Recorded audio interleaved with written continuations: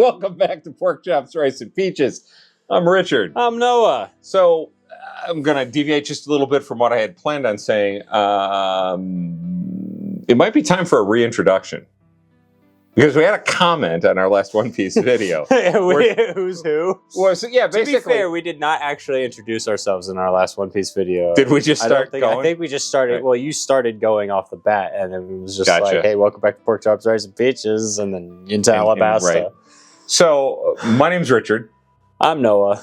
I am Dad, and you'll see in all the comments I signed them Dad. There's a reason for that. I am not his son. Fun fact. No, I'm joking. I don't know where he came from. He just showed up in my house and he hasn't left since. Yeah. We're a father-son duo that talks about all sorts of things. So if you're new to the channel, we talk about movies, TV, and obviously the hit of our channel has been his journey through One Piece. Which started about, what, a year and a half ago? Yeah. Right. And, you know, we're a homeschooling family, and so I'm a former high school English teacher, and I've had the privilege and the pleasure of teaching my children literature. And what ended up happening was that after high school, and we would talk about different things, video games, movies, stuff that we saw, and we would bring the literary analysis to it that we would bring to everything that we studied in high school. And apparently we annoyed Mama Peaches so much that during COVID, when she was working from home, she looked at us and she said, hey, why don't you guys take this in another room and have this conversation in front of a camera and put it on YouTube? Which was her polite way of saying, get the hell out of the room, you're driving me crazy. Yeah, and do something productive with these conversations if you're going to have them. Exactly. And so, 4 years ago that we started doing this, where we talk about all these things. 3 things. years of making videos before, 4 years since we started recording. Sorry, 4 years since we started recording them, and then like 3 years of posting. Yes. Essentially how it's been. Yep. Yes.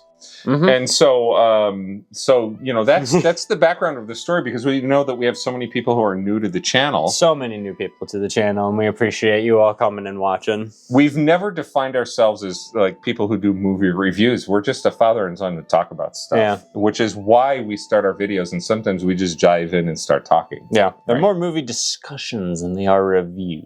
Yes. So if you're, but that doesn't get the clicks.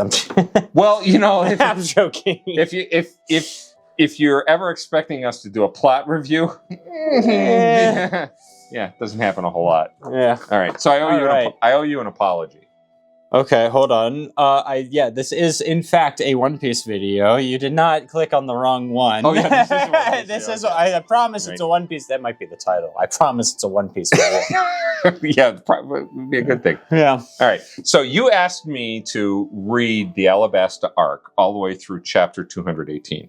And I did. Yeah. But when we sat down to do the recording, I only talked through about chapter 213. Okay. All right. And there was a reason for it. And, but it was, because you made the connection with Tashigi and Smoker. I was also character arc. Running out of time. Yeah. And I was also kind of just exhausted. Yeah. Right. And then, so two things happened. One, I saw on camera your disappointment that I didn't go deeper. I saw it. And then I read it in the comments. Thank you very much. How many people said, you know, I really wish you would have. Right. So I picked up the phone the other day. I called them. I said, you know, we're recording Friday night. We're doing a recording. Let's do a quick hitter on chapters 213 to 218. Yeah. I kind of owe it to you. I kind of owe it to you. I appreciate it. All right. And so I'm sorry about that. I think I was emotionally scarred by naked Luffy and Usopp in the bath with the king. It just... Okay, so then you just had to block it out of your head. Whole thing, and it just wiped out the whole tail end of the story. But there was actually a lot of cool stuff in those last 5 chapters. Okay. Right. And, all right. And so jump in anytime that you feel the need to. I really liked seeing Chopper successfully medically treating the members of his crew. Yeah. and the doctor from Alabasta looking at him and just being astounded at the level of medical care. Mm-hmm. Yeah, it was just fun Wasn't to that see. great? It's Yeah. fun to see someone being not competent, excelling.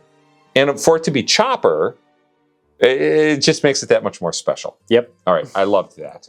Zorro immediately returning to training is so completely in character with him. Mm-hmm. And of course, holding his arms out and holding giant rocks. It's like, yeah, that's Zorro. Of course, that's what he's going to do. Yep. I really liked the comment that the bounties on the Straw Hats being raised to these ridiculous amounts of berries. And Ingram making the observation, there's no turning back now, Luffy, not after you defeated one of the 7 warlords of the sea. Mm-hmm. He's committed. He is completely committed. He is never going to escape this, so he might as well just go forward. Yeah. Not that he ever would try to. Yeah, not that he would. Right. Never give up his dream. I really enjoyed Vivi telling Igaram that there was no point in trying to warn the Straw Hats because the news won't make any difference to them. It will only make them happy. Yeah. Yep. She gets them. Yeah, she does. She gets them completely. 100%. She does get them.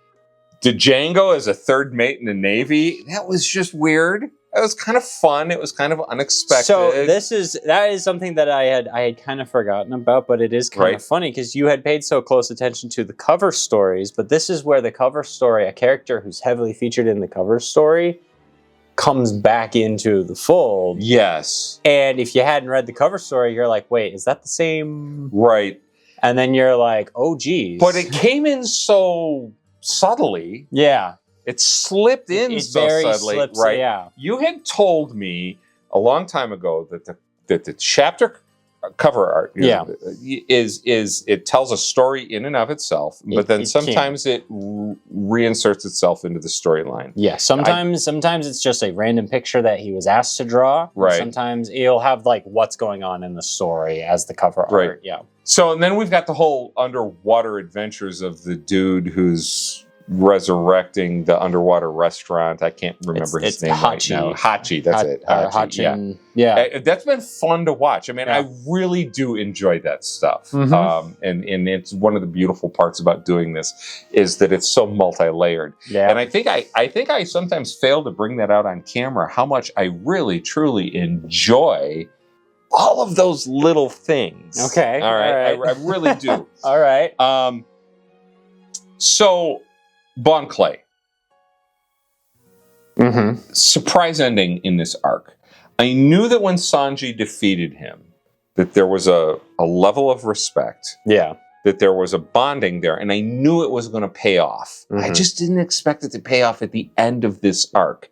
I expected this to pay off later. Mm-hmm. Now, you have told me that Bon Clay is a fan favorite, and you said, wait till the future. Yeah. And the way you've said that, it's got to be beyond this. It is. Okay. I'm sorry. I know people are really picky about spoilers, and I understand that. It's not a spoiler because I am very well aware of what he will and will not remember, but also what really will. At this point, it's going to.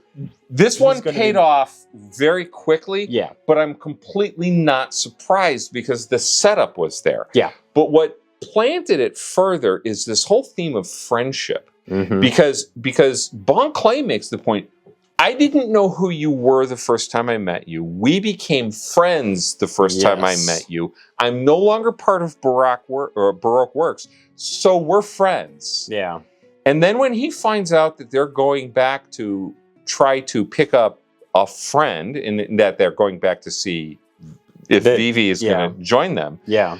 And in that theme of friendship, it runs so deeply in Bon Clay that the setup is for whatever comes in the future, and I have no idea what comes in the future. I just know that he's going to reappear. I'm probably really going to enjoy it now. Now that I saw... I'll be real. This end. It's a fan favorite when he comes. Is it a fan favorite when he comes back? And that is all I will say on. Well, you know what, and that's fine. And I can even get past. I know in the last video I watched it and I was, the artwork that was honestly, you kind of clarified the whole thing after we got off camera a little bit more. Yeah, if they would just shave his legs. If they would just give the man a razor. Shave his legs. It would be fine. It just grosses me out, his legs. I can handle the makeup. I can handle the swans. I can handle everything. Shave your legs. That's funny. Okay, yeah, there we go. That was it. I got it off my chest. It's his legs. That's what grosses me out. Well, I just had a one-liner. I was trying to decide whether or not to drop, and I think if I want to stay happily married, I'd better not say it. Captain Black Cage Hina. Are we going to see more of her? Interesting character. It was an interesting. I'll be completely honest, and you can feel free to flame me in the comments for this. I honestly completely forgot she existed in the story. Oh, okay. And that's the thing is if she I think she does. I think she plays a role later in the story, but I'm like I think I don't remember. If okay, no, that's fine. That's fine. Don't flame them. There's so much. Nah, go ahead. Flame me a little bit. Von Clay tells her that he's a master of disguise and a friend of the Straw Hat Gang, and it's really interesting because he's kind of drawn a battle line there. He's thrown a gauntlet down. Yeah, I am their friend. Yeah, and that's huge, especially considering how the ransom that's been put on him.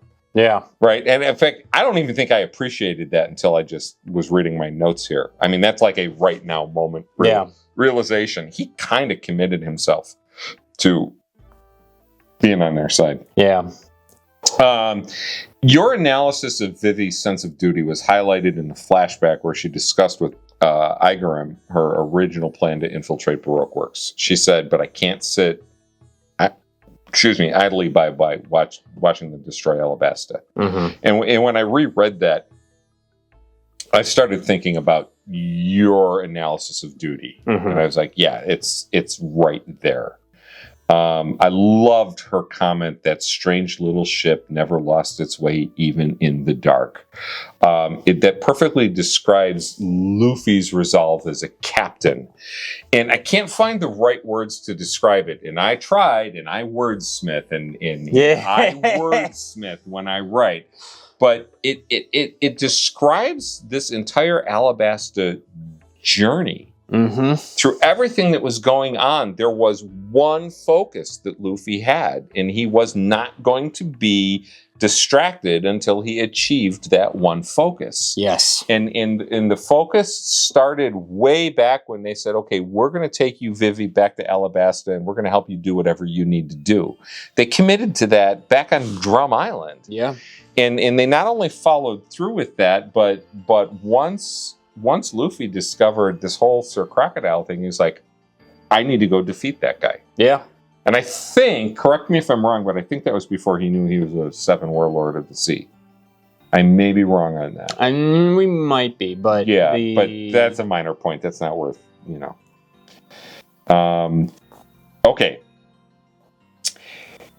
If I didn't know already that Robin becomes a member of the crew, mm-hmm. I would be very suspicious of her. And mm-hmm. I'll be honest with you. I still am. Mm-hmm. I can't divorce my suspicion of her from my knowledge that she becomes a member of the crew. Okay. She's silky. She's silky like an eel. And I think it's what's the Disney movie with the mermaid who comes up on land and the evil character underwater? Little Mermaid? Yeah, that's it. Thank you. Okay. Thank you. I rely on his memory because mine is going. I think her henchmen are eels. Yeah. Robin is intelligent. Yes. Robin is confident. In fact, I think it's the most compelling part of her character is that she's so confident. She's at ease wherever she's at. And that, as I look back through the whole Alabasta thing, is one of the things that is so interesting about her character. I've been questioning her character from the beginning because she's working against Sir Crocodile, even before I even realized how much. But when she shows up on the boat at the end of Drum Island, I mean, you can see it right there. And so I think it was Whiskey Peak, but yeah. It was no. When she first shows up. Was it the end of Whiskey Peak when she first? It was somewhere more around. It wasn't. I don't think it was Drum Island. I think it was like. Was it Whiskey Peak? Maybe. Where did? Little oh Garden? no, it was Little Whiskey Garden? Peak because that's where Igaram supposedly died. Yeah, it was the end of I think it was Whiskey Peak. after that or around like before Little Garden, something like that. So you get so much to remember. Yeah, there's so much to remember. Yeah. So she shows up, and the entire time I've been looking at this character, thinking, what's wrong with this person? Because she's just, she's going against so much. And so she shows up on the boat. Correct me if I'm wrong, but she's the first member of the crew that requested to be a member of the crew that wasn't actively recruited by Luffy. Is that not correct? That is correct. Okay. That is huge. That is 100% correct. Okay. That's huge. She's the first person to say, "I will be a part of your crew." Well, I would like to be part of it. Or I'm going to be, yeah. Yeah.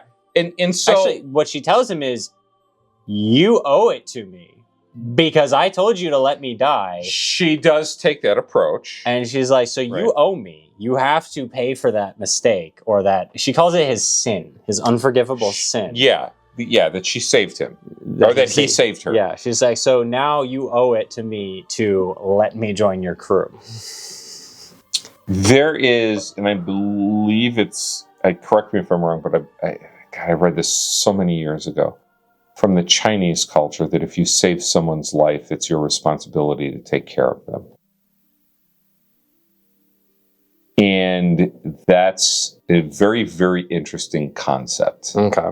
All right. Just in and of itself, to explore that concept. If you save someone's life, do you have a responsibility to take care of them? Okay. And she kind of applies that to Luffy. All right. And she's clearly a stowaway on the boat. Yeah. She shows up and everybody pulls out their swords and their weapons and they're like, "Who are you? You're the enemy. What are you doing?" Which I think is also the only time we've ever seen a Straw Hat use a gun. Again, correct me if I'm wrong, but I think the only time we ever have seen to date in the manga a Straw Hat pick up a gun is when Sanji picked one up and pointed it at her when she initially boarded the ship. I don't remember seeing that, but I'll take your word for it. It's in the background. I think it's one of the times she shows up. Yeah. I think it might have been the first now that I think about it. So anyways, I just she's not trustworthy yet. She's just not. And so as I was thinking about this and as I was writing this, I was kind of laughing. I'm like, so I know that she becomes a member of the crew, but I actually can't divorce that from my lack of trust. And that's saying something because it's, So we learned from her backstory that she wanted information from the poneglyph that she ultimately could not find. And she clearly continued her entire track of undermining Sir Crocodile. She lied to him about the Pluton and the information on the Pluton. Yeah. She both of them knew from Cobra's reaction that she was lying from the whole thing. Yeah. What she's looking for the true story, the true history. And I know that we're going to get her backstory. And Mama Peaches told me today in a conversation, you are going to love her backstory.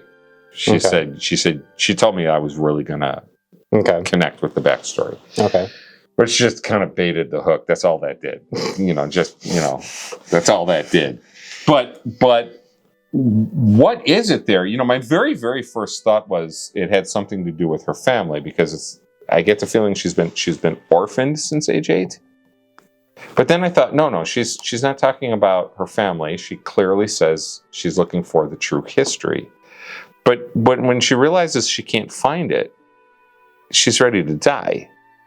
That's got to be a huge true history that she's looking for. That's got to be something big. And I can't even conceive of what Oda came up with to be that big that she's going to give up life over. I mean, I just can't. And I know you're not going to tip your hat on that. And I can, No, but I'm Right. liking what you're discussing. And I actually, I'll be totally honest with you. I needed a separate video to be able to cover all this. I really did. All I right. kind of hit a wall with the first one. I can't wait for Jaya. Robin saves Luffy by providing antidote to the poison in his system. I mean, this is so complex. There's so much going on. Oh yeah. Makes me wonder if, here's another just now thought. Did Robin see them as different from the standard pirates early on? I mean, this would go all the way back to Whiskey Peak. Did she see them as different from the standard? Because she saved him. She had no reason to save him. Really? She saved him multiple times. What did she see that caused her to save them? And now I'm wondering, will we find out the answer to that question? That would be really an interesting thing. Is that buried in Oda's personal notes that never gets shared? Or do we find it in the story in the future? That would feed my curiosity. Great. I'll look away. Look at the camera. I can't. Look at the camera. Go ahead. I don't know what you expect me to react to this. I know you can't. I love how much you read into it, because either way, you're either you're right, or you're giving food for thought that applies to another section of the story, or you're giving a perspective that hadn't been considered. Okay. It's right. Yeah. Right. And I appreciate the fact that you don't tip your hand on that. And I know the running joke with his looks in the camera. Yeah. But I mean, these are just the thing. And so, I mean, sometimes one of the most interesting thing is you guys can watch me on camera have a realization. I know I did in the last video. Oh yeah. We read. If you haven't seen the last video on One Piece, you go back and you watch it. You not only see me think I'm having a realization, but you hear him right after and say, "Yeah, no, you're wrong." Well, no, and then I clarified that, but it also clarified off camera that the only thing that I said was wrong about your assessment is that Right. the warlords aren't ranked. Oh yeah, They're not ranked. Yeah, that was it. And that was what you were like. Yeah, that was like, for me, I'm just like, oh, maybe, But as like a story perspective, even I don't know, Yeah. even from a story perspective, they're not ranked in terms of how he meets warlords in the Right. story. Anyway. So here's the other thing, and I'm sure the backstory. One thing that I did want to actually point out to you, Oh, though, yes. but on that note, though, Luffy can't defeat all the warlords. And this occurred to me after we recorded. He can't defeat all the warlords because Mihawk is one of the warlords. Ooh. And they kind of like each other. Well, he's Zoro's goal.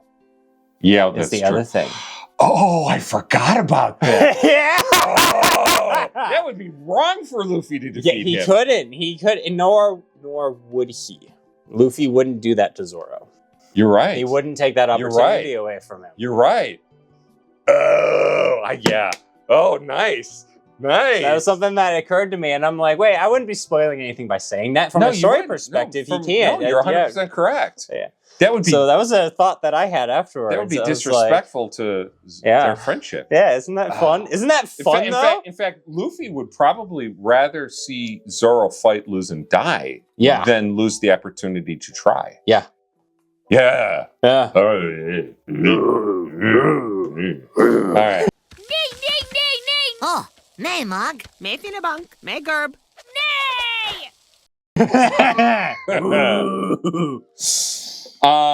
So the question that probably will be answered, I'm Mhm. expecting if the backstory is worth its weight, is why did Robin have a bounty on her head since age 8? That's freaking huge. We're just going to let that hang there because I'll be It's a potent observation. grossly disappointed if that doesn't get answered. Oh, it gets answered. Okay, well there we go. It's Okay. gonna get All answered. right. So yeah, I mean, you can't miss that. Well, Robin finds everyone's weakness except Zorro. I noticed that. Mm-hmm. You know, and yeah, I saw the whole hands on the chopper ears. Did you see right, the anime version of it? No, I did not. I'm going to show you that clip. Okay. because and then that's where, because it's funny as hell in the anime. It's so funny. on the reread. Oh, speaking of the anime, one of the reasons why I don't trust her, why I think she's so silky and ely, right, is because of the American dub voice of the anime. Mm-hmm. I've heard it. Yeah. Because your mom watches it. Yeah. You know, and I walk in the room once in a while, she's watching it, and it just reaffirms my lack of trust for her. Okay, it just does. It's the delivery. She finds everyone's weakness except Zorro. That was the moment where, and I said this in the video recorded before this. If you go back and you watch Pacific Rim, you will hear one of my little observations about this is sometimes I think that I'm too serious, that I forget to have fun with this. Yeah. And I have a hard time with One Piece. Uh-huh. But you're having a lot of fun with it. It sounds like. On the revisit. Yeah, on the yeah. I sometimes miss the obvious fun, and a couple of readers have pointed that. A couple viewers have pointed that out to me. Yeah, that sometimes I'm just missing the humor. Okay. And it was why I'm thinking, am I getting crotchety and too serious in my old age? You know, I was like, oh my god, what a boring stick in the mud that would be. I'm hating myself. So it's interesting to see how the relationship between Zorro and Robin works out. But Zorro is so serious just to begin with, and he's so goal focused. Yeah. He's not going to fall for a lot of her games. And let's just face it, she was just playing games. She was playing a lot of games. Yeah, a lot of head games, but she's playing games. She's playing a lot of games. I think one of my favorite panel from her introduction as a crew is just her going, Usopp's like, what's your specialty? And she goes, assassination. Oh, yeah. And I'm just that was so cool. That was... Oda has done this great thing where in just one panel, he has drawn this, Yes. very attractive woman. Yes. Smiling so sweetly, looking so nice, but also saying something as terrifying as, I specialize in assassination. But what makes her character so attractive? Now, look, Oda's perfectly capable of doing the anime quality of drawing very, very attractive female characters. But what makes Robin so attractive? It depends on who you are. But, no, what I find most visually pleasing about her, and part of the reason why Robin's my favorite, is that, one, she's unique from, like, the typical Nami face structure that a lot of the women share. It's how he draws her eyes. He always takes the time to draw her eyes differently and very intense. There's a lot of focus. If you get a close-up on Robin's face in a lot of especially the early manga, there is an intensity that he draws. She's very laissez-faire about her body language is very relaxed, but her eyes have an intensity that is just like, what is going on behind those?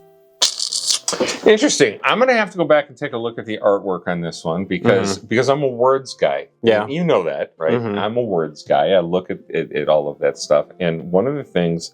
She's well-spoken? Is that what you were going for? I've told people this before. The two most attractive qualities in a woman are intelligence and self-confidence. Those are, for me, the two most attractive. And she oozes both of them. Yes, she does. And so, the lack of trust that I have for the character just rubs up against that. Right? Right, it really does. But those are, I think, honestly, those are the two most attractive qualities in a woman. And the third behind that would be a sense of humor. Okay. Right? Of which, those three... Your mother has all of them. Yeah. She is intelligent. She's got the self-confidence of three people and a wicked sense of humor. So Robin introduces the idea of Sky Island. We get to that point where ships are falling from the sky, right? You know, and And so my question was, oh my God, the normal human being, if you're at a point in the ocean where ships are falling from the sky, do you really want to go up there? And yet you know they're going to. You just know. I didn't read any further, right? Now, I think your mom watched ahead in the anime, and I think I saw some Island in the Sky references. I think but regardless of that, Then the arc following is called Skypiea. for a If reason, that tells you anything. you know what? Okay, so I put that together at the end of this whole thing. You know, Yeah. I realized that occurred to me today during the day. But so, interestingly, I thought to myself, we'll do a 10, 15-minute quick hitter on Yeah, this. no, I don't think this is. I don't think this is going to be it. Neither do I think. So I'm going to dive in now. No. yakking. I don't have a lot to dive in on. I really like that section of story, but I mean, you added a lot of extra analysis in there that I wasn't really expecting. I just wanted your first impression of how she joined, because it is so cool that she just shows up and she's the only crew member that isn't directly invited by Luffy. She just shows up, says, "You're gonna take me," and Luffy's like, "Okay." Well, Luffy says she's a good person. Mm-hmm. And Luffy has a unique ability of seeing good people from bad very quickly, whether it's gut or observation that he doesn't voice, but so far he hasn't been wrong. Be interesting to see if he ever is wrong. I wonder if Oda does that. Does Luffy ever misjudge someone and get burned because of it? Ooh. And now I'm actually... Thousands of chapters to read. I'll be real. That is a current debate going on right now. Really? And people are wondering if Luffy has misjudged someone in the current day. Ooh. Oh, that's kind of cool. If you're up to date on the manga, you know what I'm talking about. It's fun. Also, I'm going to address some things that are repeat things in the comments. First off, hi, I have a shelf full of spoilers. I have shirts that are typically covered in spoilers. Hi, Dad. If you are new to the channel or have just followed the journey, we did a video a year and a half ago where I first introduced just One Piece as One Piece to Dad. And in that, I showed him pictures of the main cast. He's generally aware of who's coming next. Although I don't know if you know all the names of all the characters. I can't coming possibly remember all the. But I mean, we're really not worried about the main Straw Hat characters being. The picture spoiled. of an obese man in a diaper is just burned into my soul. Oh yeah. And the backstory that you told me, which was really heartbreaking. And so, I mean, that might be the single biggest quote-unquote spoiler of this entire There were some mistakes journey. I made back in that video that I would not have made if I was doing that video nowadays, but I'm not worried about it. I also know there's so much you're trying to keep track of I don't think there's several characters that are going to show up that you're going to be like, wait, this is that guy? Right. Oh, this is that guy. Okay, right. Yeah. So, and then there's one that I have to address that came up in the comments a couple times, and I actually had it in my notes, and the first time I read it, I didn't like it. The second time I read it, I didn't like it, and then a couple people commented on it. I gotta throw the BS flag on King Cobra bowing to the members of the crew.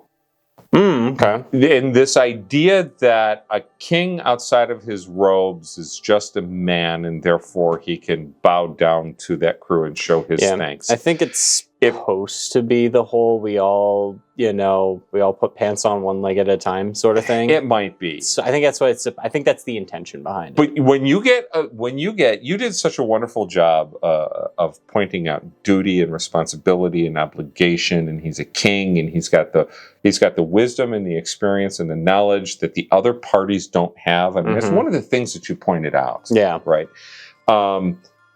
If a king it fell off. Sorry. Yeah. That makes sense. If the king is equal to every other man when he's naked, then he should never be naked in front of every other man. His authority is lost when he is equal. And a king should never allow himself to be equal. He loses his power and his authority. And so I would call that, from my perspective, a serious flaw Okay. in that end of that storyline. I didn't like it. Okay. I didn't think it was right. I think his advisors, who were shocked, Pell wasn't there, but what's the other guy? There was Ingram and Igaram and I don't remember who the other one was. Yes, Chalk. Yeah. Right. Something. Yeah. They were all shocked, shocked. and shocked and a little bit outraged, and he was like, no, they were right. He never should have done that. Royalty has a way of showing appreciation while still keeping their separation and their distance, and it should have been. It would have made him a stronger character. Yeah. I think him naked in the bath with those men and bowing down to them weakened him as a character. I didn't like it at all. All right. Interesting. If you disagree, we have comments. Yeah. Also, next video is not Skypiea. It will be Jaya, because upon rereading Jaya, there's a lot that happens in Jaya that I don't think we should lump it in with a Skypiea video. But so you've got this video, and then Jaya coming soon afterwards, and then we will get started on Skypiea. So there's hopefully we can get these out a little bit faster for everyone. Yeah, we're going to try and get them out a little bit faster for everybody. I think the fact that this video is as long as it is showing I really couldn't do Alabasta in one chunk. And so it was really hard to do. Yeah. And I actually had more fun doing this one tonight than I think I did doing the Alabasta video. That's fair. You know, I mean, it's just... We'll probably, from here on out, we'll try it out with Skypiea, but record chunks of the story and then combine it into one big viewing experience. You might see different shirts change mid-video. Yeah. You know? Although I did... Oh, by the way, a couple people asked. tfury.com. They are not a sponsor of the program. Nope, not sponsored, but everyone's asking where the shirts come from. tfury.com. Tfury is where I've gotten most of my shirts. A lot of mine have come from Uniqlo as well, whenever they do a collab with One Piece, if you're curious. Right. And then there was one other thing. Oh, yeah, the other thing that I did want to mention, because someone made the comment, it was absolutely hysterical, which was, I can't tell who is who. All right. I think that was because right, you know. Okay. Well, you know, you had the experience of being on Dez's show, and someone asked, "Is he really your dad?" Oh right? yeah, you know, which was hysterical. Did we start this video with that? No, we didn't actually. We started with the introduction. Yeah, right. But and the reintroduction. I sign all of my comments, Dad. Mm-hmm. Right. That's fair. I don't sign them Richard. And there's a specific reason for that. And if you're new to the channel and you haven't been here from the very, very beginning, you wouldn't see this because it was buried in the very beginning. When we first made Millennial Son Shows Gen X Dad One Piece, I was heartbroken to the point of tears by how many people left comments saying, I wanted to share this with my mom and dad, and they wouldn't. I wish I had the opportunity to share with my dad, and he wasn't interested. I was heartbroken by the number of viewers who wanted to share this adventure and couldn't. And I made a decision early on, and I said it to them in the comments.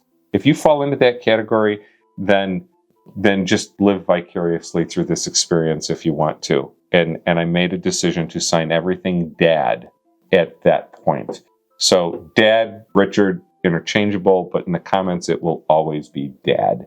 So just join in and have fun. All right. That was it. That was it. Yeah. So for the newcomers, for the people who might have missed that a year and a half ago, that's where we're at. That's where we're at. Love this adventure. That's the follow-up to Alabasta. Yeah. It'll be Jaya next, and then on to Skypiea. I'm excited. I'm excited, especially for Jaya. There's so much that goes on. Too, because I can start really reading ahead tomorrow. Yeah. Yeah, that'll be fun. I'm excited. Thanks for tuning into this episode of Pork Chops, Rice, and Peaches. Leave your comments down below. Thanks for not spoiling anything. And, subscribe to see where this adventure takes us next. We'll see you next time. Bye-bye.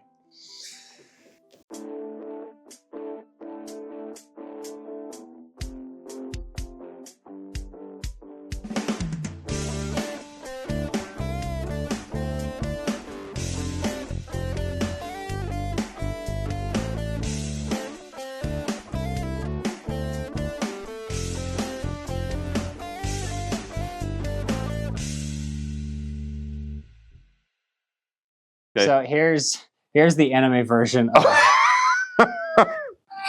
れも花からなしの方向でともかくこうなったら俺たち二人が最後の砦ってわけだ。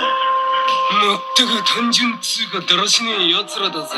おいアソップ、やっ